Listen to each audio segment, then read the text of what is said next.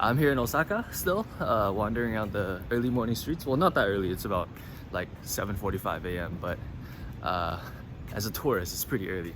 Quick wristwatch check, still wearing my Black FXD. I want to talk about the brands that interest me at the moment and strong candidates for what my next watch purchase might be. I haven't done an official list of tallies, so this is kind of just me spitballing as the ideas come to my mind, although I have a pretty good idea of what watches that I have been looking at for the past couple of days, weeks, months. You have it. Tudor is the first one that I want to add to the list, albeit me just doing a whole video talking about how I really shouldn't be adding another Tudor to my collection. I just think Tudor, it is still my favorite brand, and by no means am I saying that, you know, I've graduated from Tudor, I want to get into other things now, I want to sell all my Tudor. That's not what I mean. It's just like I have so many in my collection now, I feel like I should really expand my horizons into looking at something else. But I can fail at that, and if something really tempts me hard enough, I might add another Tudor to the collection. You know, I have my eyes set out for a 1998 Hydronaut right now. That's the one. It's not the dial that I have. It has like the softer triangle dial. It doesn't have any sharp angles. It's just triangles and circles. And at the bottom, it doesn't even say Hydronaut. It just says the depth rating. I think it was, oh, this is a Tudor fanatic trivia question.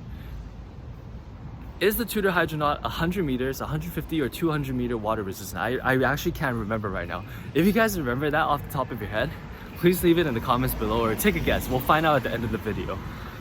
I think it's 150, although that seems to be a weird number. 200 is a little high because I know they want to differentiate it from all the Rolexes. So 100, I think? I would tend to guess 100. But sorry, that's a bit of a tangent. Tudor is the first brand that I would think about adding to my collection, although I shouldn't. The second one is Panerai. So since my visit to the Panerai boutique in Vancouver about a month ago, I have been researching Panerais quite a bit. And although I'm by no means a Panerai expert of any sort, there are two Panerais that has caught my eye.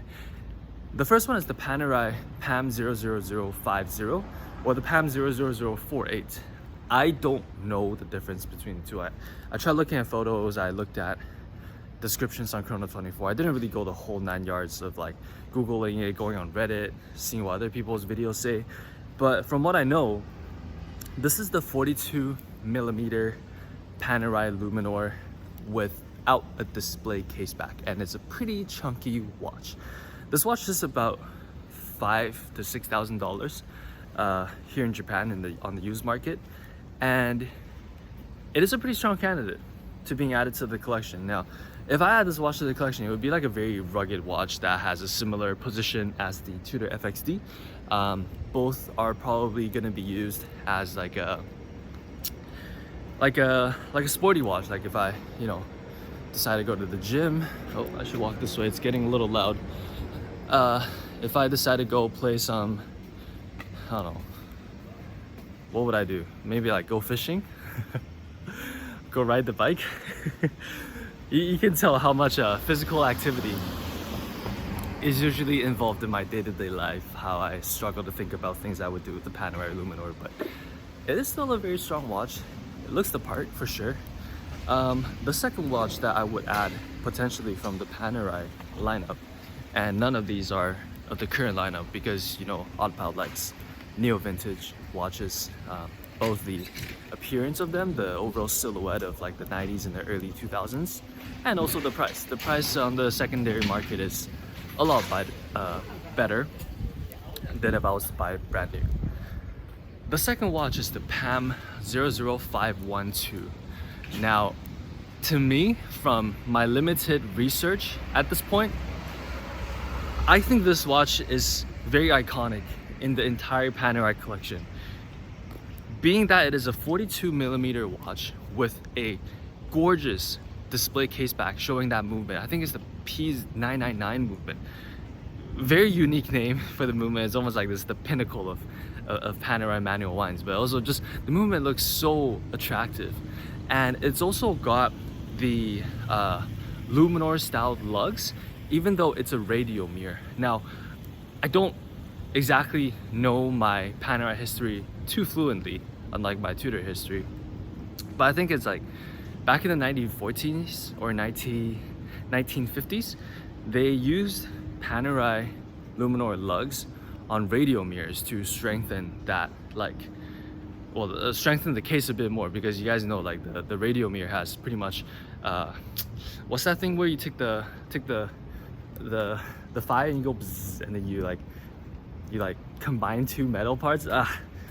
Anyways, so I really like that look, and the only thing that would make it better for me is if it had crown guards. It had the Luminor iconic crown guards, but you can't have everything. You gotta pick and choose. And this watch also sits at around $5,000 Canadian, based off Chrono 24. Now, all of these Panerais are being sold exclusively by this shop called Closer, who is like a online store based in Japan. They don't do face-to-face, they only ship. And I think they had 4 of these. Like, I've been looking at them. They have 4 of these priced at around $5,000. One of them sold last week, so they got 3 left, and all of them are naked watch, no box, no papers. The next one up from that is at like $8,000. So I don't know exactly what's going on with that market. I don't know if it's really $5,000, if they gotta like source it, or if they hover closer to $8,000 if you really wish to buy one. Moving on from Panerais, the next brand that I think I have a chance of buying is a Jaeger-LeCoultre. It is either going to be the Master Control with the black dial, time and date only. This watch I will for sure have to buy used as well, because it's been discontinued from the Jaeger-LeCoultre catalog. Hovering around $4,000 to $5,000. They used to be around like $7,000 to $8,000 like 2 years ago when I was first looking at them, but you know, economy's not doing so great, and although that means we also make less money, it's quite good for me to see that a watch that I want to add to my collection, or wanting to add to my collection for a while, is getting cheaper in price. I like this watch because it's just a no fuss, like a very polite, but a watch that has a subtle character to it, if that makes any sense. I really love the display case back, and to me this watch feels like a better candidate for what the Rolex Explorer 1 should do, but it does it better. You know, like, it's, you know, Bark and Jack, he loves to call the Explorer a boring watch. Like, I definitely think it's a very, very boring watch. I don't think I would ever add an Explorer 1 to the collection. If anything, I would probably add the Air King. But the JLC Master Control, it takes the position of the Explorer and amps it up a notch. It's got that beautiful display case back. It's got the history of JLC, of like making very refined movements for other brands, other watchmakers. And you know, if I ever get that watch, I'm definitely wearing it on a NATO strap just to dress it down. I don't think I'll ever have it on a leather strap, because quite frankly, I'm a NATO and bracelet guy, and that watch doesn't look that great on the bracelet. So I think the Master Control is a top candidate for me, just as that like one watch that you always go to. For me right now, it's my Black FXD. It's the watch that I always go to when I just want to go somewhere, trying to leave the house as fast as I can. I don't want to think twice about what watch to put on. And I think the JLC Master Control can for sure take up that position just as well. But at the same time, one thing that's deterring me from it is it's a boring watch. And at what point of your collection do you think, okay, I want to add an Explorer 1? I think it's at the very beginning, where it's like, do I like watches or do I not like watches? Let me get an Explorer 1 and I find out. And not to, you know, discredit any collectors with 10s and 20s of watches out there that has an Explorer 1, but for me it's just kind of like the watch that kicks things off, but you wouldn't go back later on and add an Explorer 1 unless you're like some crazy Rolex collector that collects 1016s and all sorts of crazy albino Explorer 1s. You guys catch my drift? Like, I hope you kind of understand what I mean there. But please feel free to let me know I'm wrong in the comments below if you think otherwise. The other JLC that I think I will add to the collection is a Reverso, and I have been a long avid ambassador. I'm trying to think of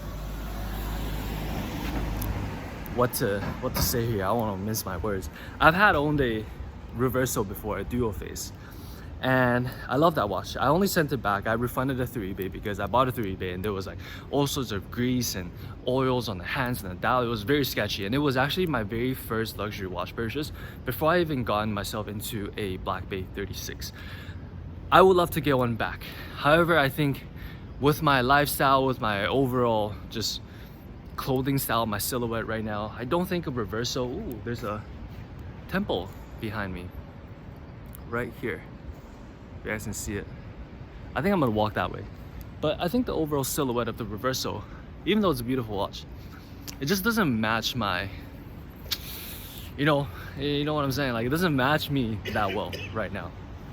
But I still think it's a beautiful watch, and if something comes up on the market, I would definitely think about adding it. Ooh, that doesn't look good. I can read the kanjis, and I think it says like something about bones. I'm still gonna walk that way though, it's not gonna stop me. But it requires me to cross an intersection, so I think I'm gonna end this video here as part one of what would I add next to my collection, the different possible brands I would add. There's a couple more.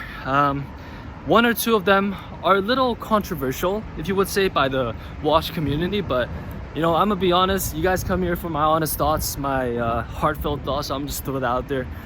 So stay tuned for part 2. Make sure to like and subscribe. Leave your comments down below, and I'll see you in the next one.